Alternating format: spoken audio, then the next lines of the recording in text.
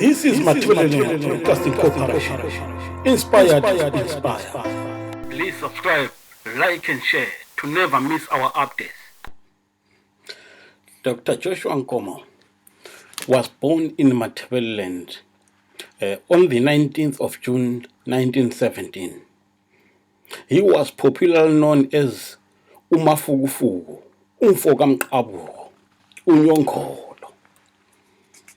He was born in the district land is owned by the white minority because of their privileged position of Kezi, Mathebeleng South Province. To his parents, Thomas Nyongolo Letswanzo Nkomo, and his mother, Mlingo Hatebe. Joshua Nkomo trained as a carpenter at the Cholojo Government Industrial School. Nkomo's secret to his success was due to marrying Joanna Fuyana on the 1st of October 1949. I have suffered. I have worked so hard for this country, for independence. During the war, I worked so hard after independence to make our independence stick. And this man today turns around and he calls me a traitor. Me, a traitor, a man who worked for this country so much. There is no insult to be this one. I've never done anything wrong, and Robert knows it. I told you this is for personal power. Let him stand up and deny it. This is for personal power. He's frightened of my stature. He's frightened that he will not win the next election. This is what he's doing, trying to smear me. It's very, very sly, very dirty. Don't expect of anybody who is supposed to be Prime Minister of a country. On July the 1st, 1999, Dr. Joshua Nkomo passed away.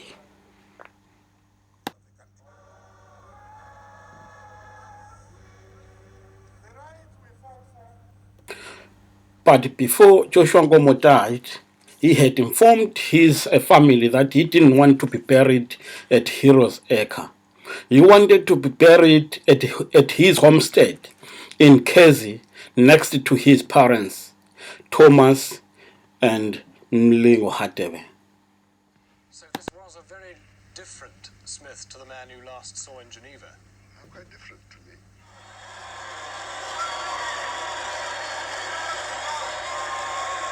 In the Ndebele culture, when a man dies, he is buried in his homestead, not in a far away alien place. It must be, I must emphasize, it must be power to the people. Should be accessible to the remaining family members for cultural and spiritual reasons. There is nothing as important as one's home. The hope is that when one is buried or laid to rest, one actually rests.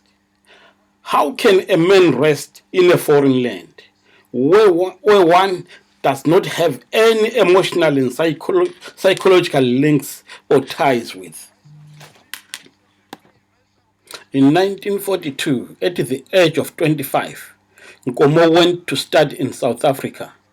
He studied social work at Hofmeyr School of Social Work. Upon his glorious return to Bulawayo, Nkomo became a unionist, a trade unionist. He worked for the railways of Zimbabwe. Nkomo became the leader of Southern Rhodesia ANC in 1957. In 1959, the Southern Rhodesia ANC was banned by the Rhodesian government. And a year later, in 1960, Nkomo, together with his colleagues, founded the National Democratic Party, which he became the president of. However, the NDP was short-lived, as it was banned a year later in 1961. Nkomo and his compatriots did not waste time They immediately formed a successor party called ZAPU in 1961. And in 1963, ZAPU split up based on tribalism. A trip to a number of African countries. Now, first, we feel that after the break of the talks we had with the Smith regime, it was necessary for us to... When Nkomo was on his political mission to Egypt, Mr. Robert Mugabe and Kapal decided to split up from ZAPU, blaming Nkomo of being Ndebele. Most people do not know that the Zimbabwean tribalism started then by Robert Mugabe and his compatriots. Nkomo hated tribalism. He abhorred tribalism to the bone. But this stance eventually cost him and his party. He staffed ZAPU leadership with Shona leaders to give it a semblance of respectability and an image of being a nationalist party. to a number of countries in West Africa. During the liberation struggle, Another thing is that Nkomo languished in prison three of us for 10 years, starting from 1964 to 1974. 11 years In 1980, Mugabe's tribalism won. came out. At the time, there was Upon release from prison, by our he went to Zambia to countries continue with the liberation struggle. who,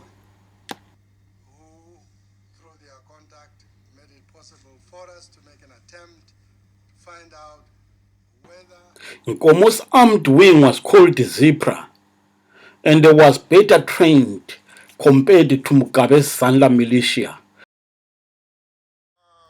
Yamas Baba,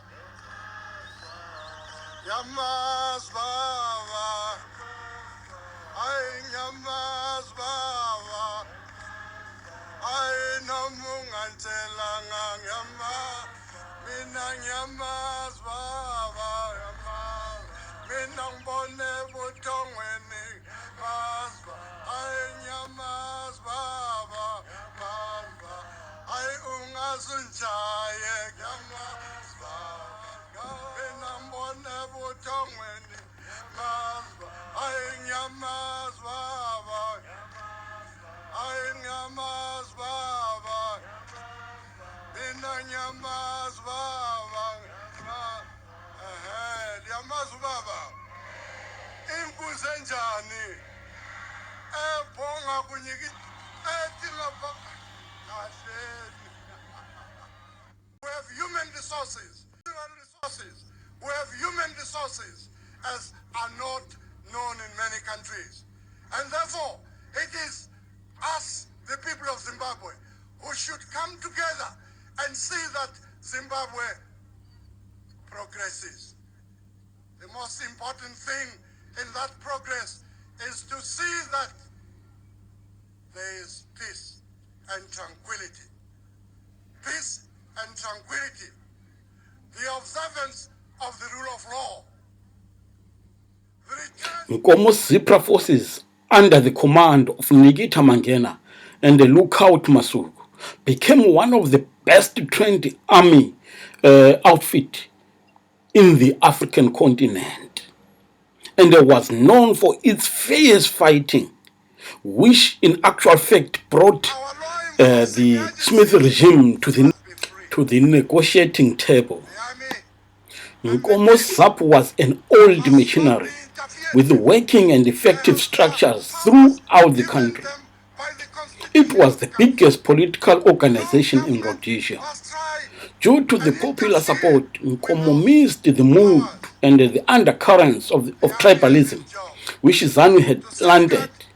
The security of the country. Nkomo lost the 1980 elections, and his suffering started earnestly.